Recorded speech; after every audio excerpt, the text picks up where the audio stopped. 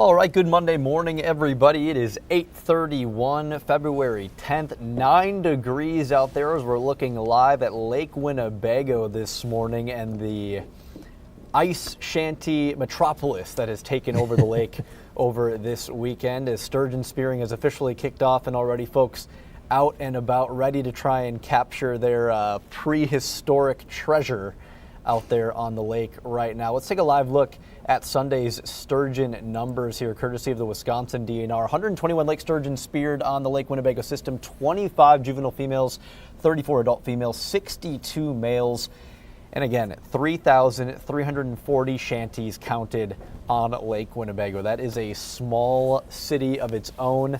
5 fish weighing over 100 pounds were registered at the Southwest Winnebago registration station. That is the one with the most fish weighing over 100 pounds right now. But again, over 3,300 shanties out on the ice. Just incredible to see that. Quite a different scene compared to last year when the ice was barely safe enough for folks to be able to walk out on and to be able to spear sturgeon. Very, very little numbers last year due to Mother Nature not cooperating. Speaking of Mother Nature, we want to bring in Chief Meteorologist Steve Balon this morning, hanging out with us. Steve, just looking at that amazing view from our Skycam on Lake Winnebago there, it's just so great to see all of those folks able to get back out on the ice this year after what was a dismal 2024 season. Yeah, you get the feeling that, in that community there was a lot more excitement, fervor for this upcoming season. Last year it was such a downer with such poor ice conditions because of the mild conditions. But the frigid weather arrived in time, and it's a lot better out there this year. We've got some snappy cold temperatures right now.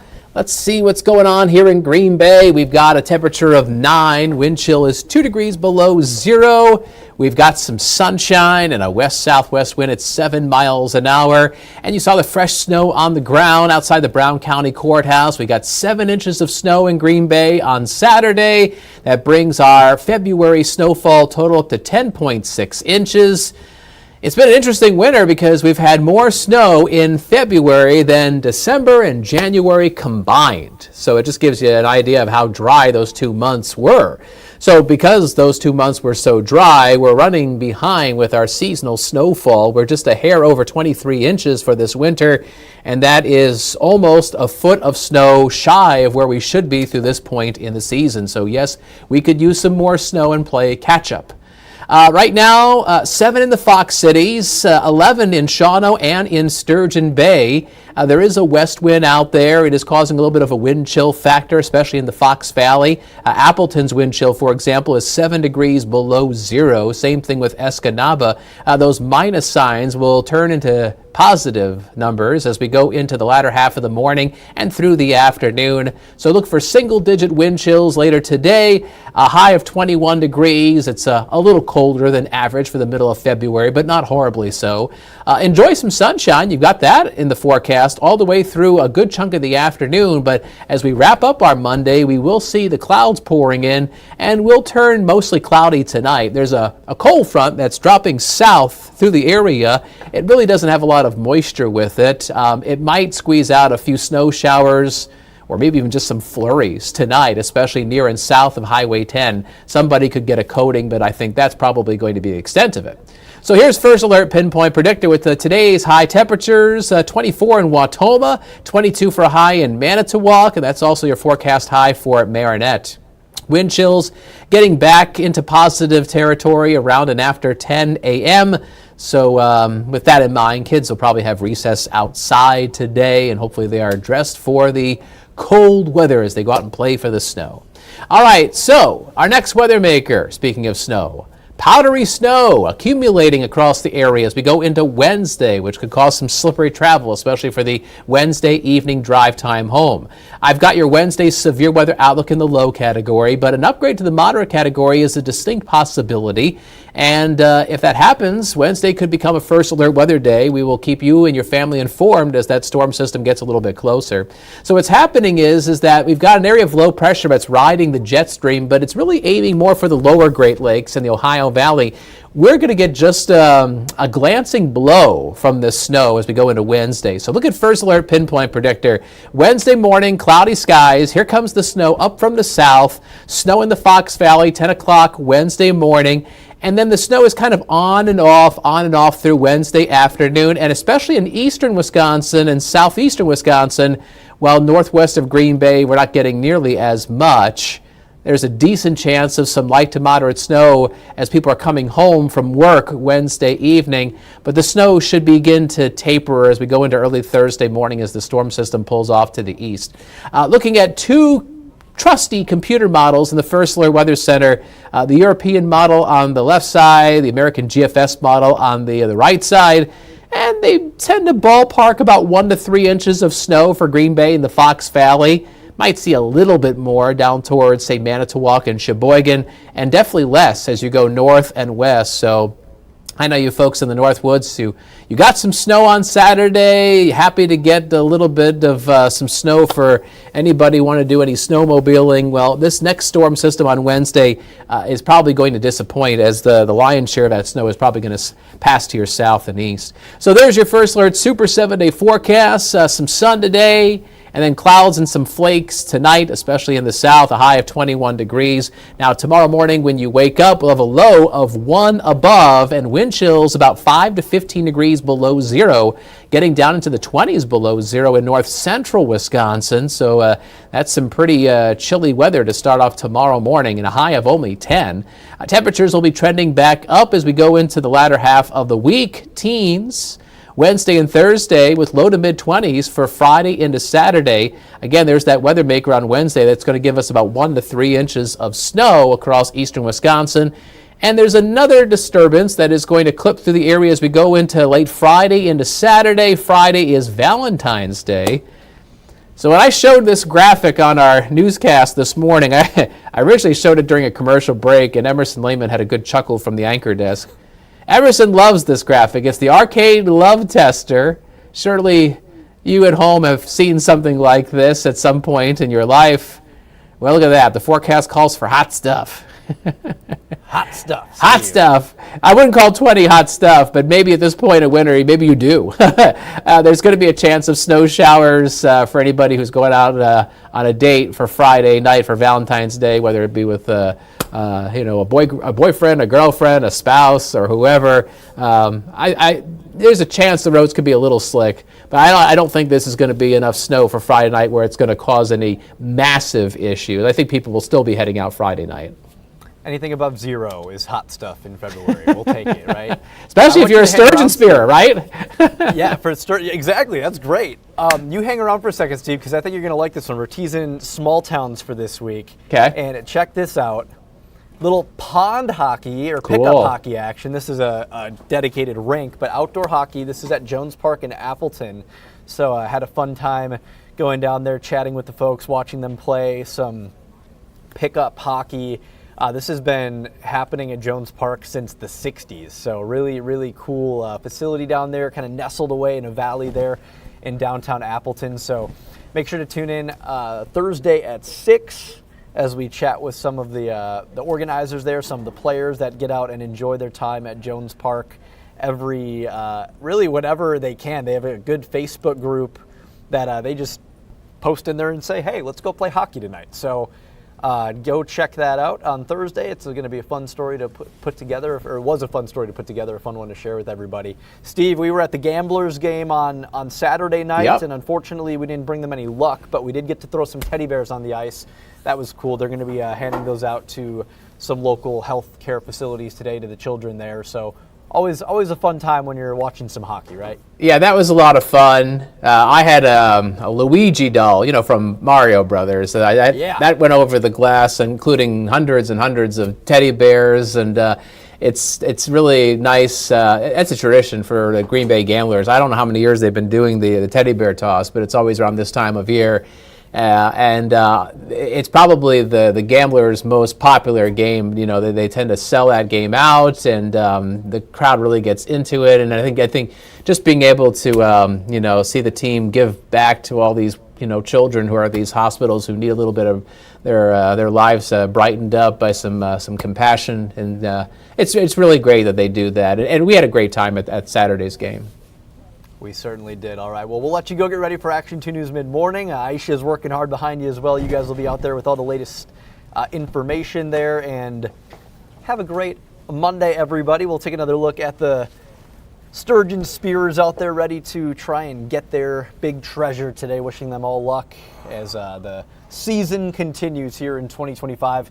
Make it a great week, everybody. We'll see you tomorrow morning at 4:30.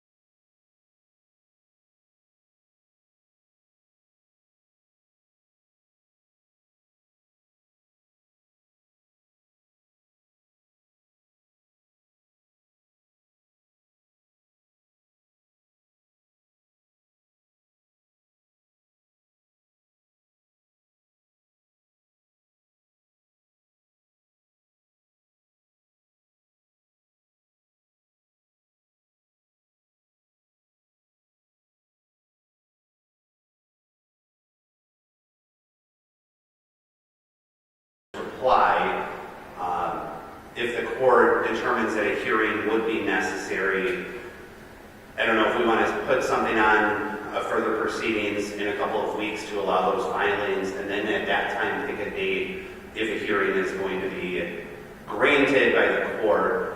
I would imagine probably a half day for an evidentiary hearing. And I guess would the parties prefer to have some form of a evidentiary hearing like that, or just to have some form of offers of proof that are provided with the motions? From my review of the motion, Your Honor, my response will be legal arguments solely. I don't anticipate needing to provide any testimony as far as my response is concerned. Obviously, if the defense feels different, that's their position, but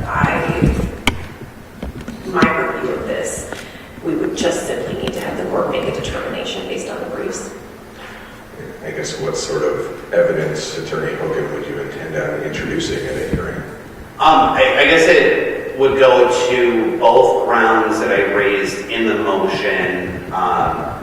Mainly Mr. Metzig's understanding of what his understanding was when he entered the pleas and the colloquy that the court conducted with him, as well as to the second point about whether or not Mr. Metzig was negligent in disclosing what he ultimately disclosed, because that is one of the grounds that the court would have to look to. So I guess it really depends on the arguments raised by the state.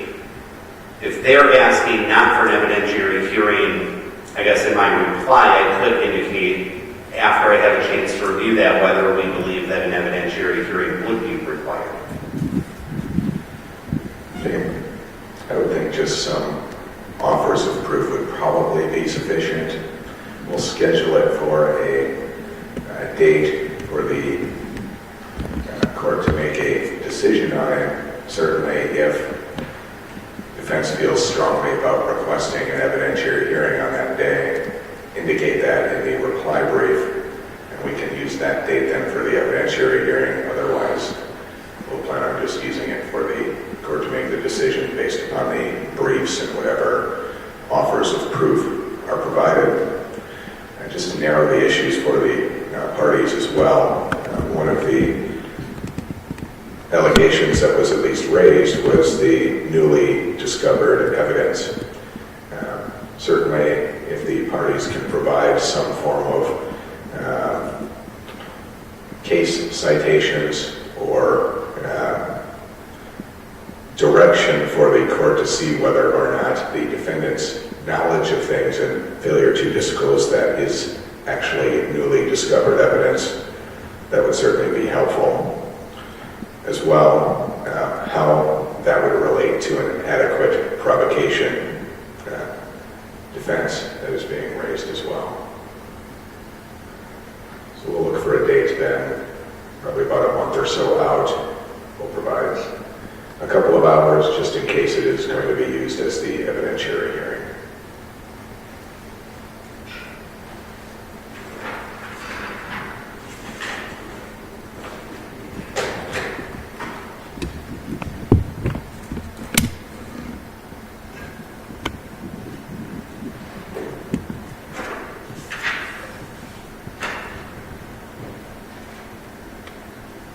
What about March 20th at 1:30?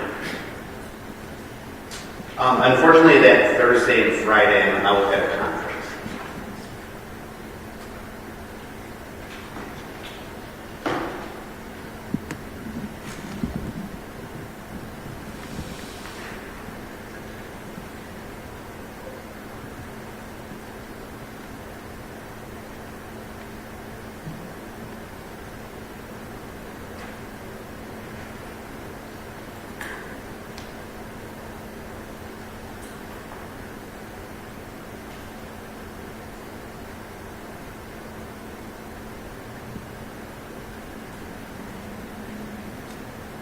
March 19th at 1:30? Would the morning be available? 8:30, March 19th? That works. Does that date and time work for the victims in the courtroom as well? Yes. Okay.